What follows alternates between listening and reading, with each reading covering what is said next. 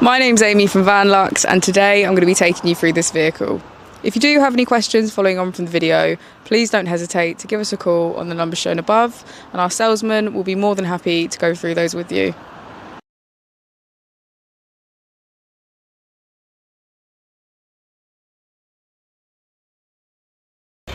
This is the 2009 Volkswagen Transporter Camper.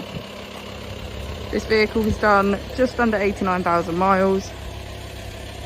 It has an automatic transmission and a diesel fuel type. As we step inside, we can get a good view of the kitchen area, which is complete with a cooker, sink and fridge. We also have lots of storage above and below. Moving on to our first double bed, as we'll be able to see from the pictures, this transforms into 2 belted seats, making this camper 4 belts, 4 berth.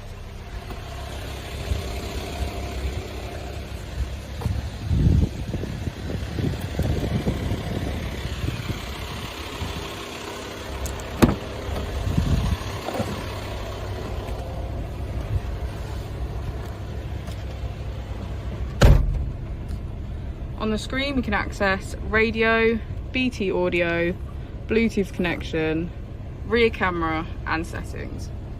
Just below the screen we have our AC.